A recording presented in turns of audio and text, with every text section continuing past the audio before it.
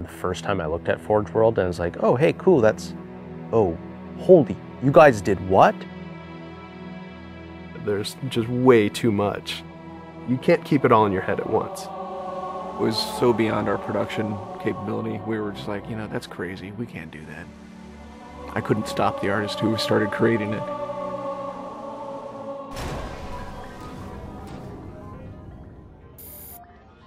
Forge is our editing tool that players can build their own maps. I mean, at its core, it's a map editor. We always had this vision right from the get-go, which is anyone can build anything. Giving the fans the tools, they can take it and run with it and make it their own. Forge World actually started as 5 separate maps. And I said, wouldn't it be cool if, like, you could play this and go over there and then play over there if you wanted? And Forge World was born.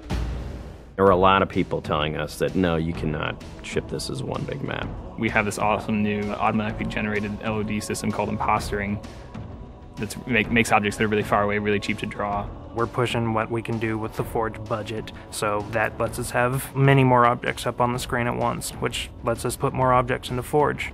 Interesting to take the Banshee or Falcon out for a spin in Forge World, because it actually takes a while to get from one end to the other. The second you come into this space, you should know that you're on Halo.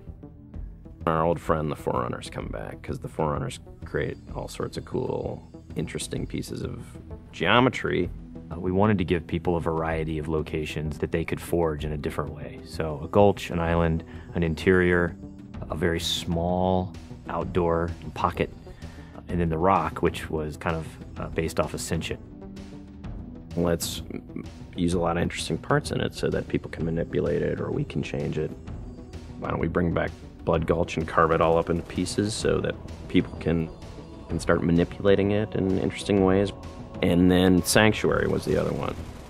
The Cage and Paradiso, that's just Chad and I playing with the map editor and actually building cool maps within Forge World. I mean, we were doing that exactly how the fans would do that.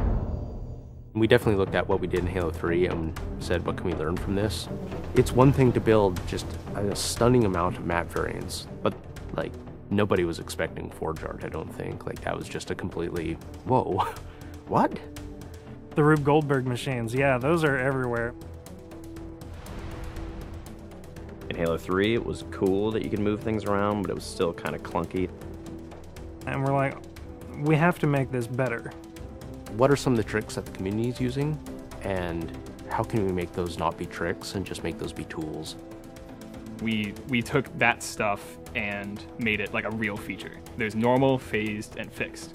So normal is like Halo 3 style, you know, it bumps into stuff when you let it go and it falls to the ground and moves around and stuff.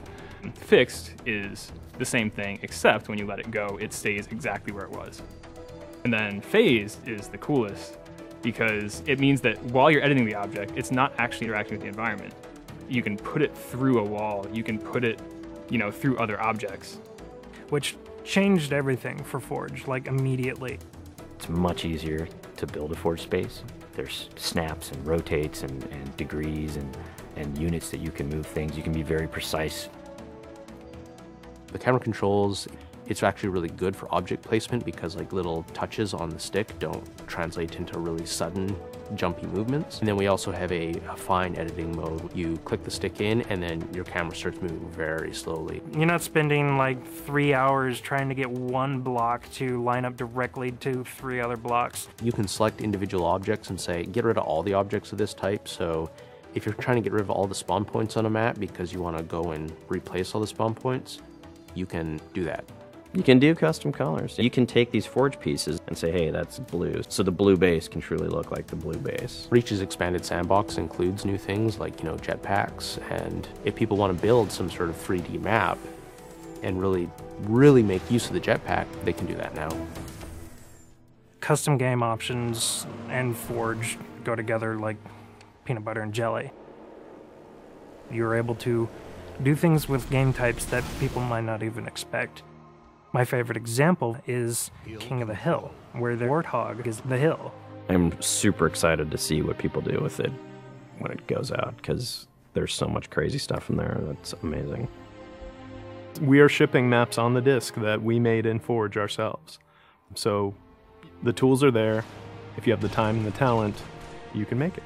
The community is just going to outstrip us and spank us. With the new tagging system, you can save a forged variant, you can post it to your file share, and then you can say, you know, sweet new map. Things that are good are downloaded by a lot of people and passed around to a lot of people, and that makes the really sweet stuff bubble up to the top. I'm looking forward to what the next big community game type is going to be.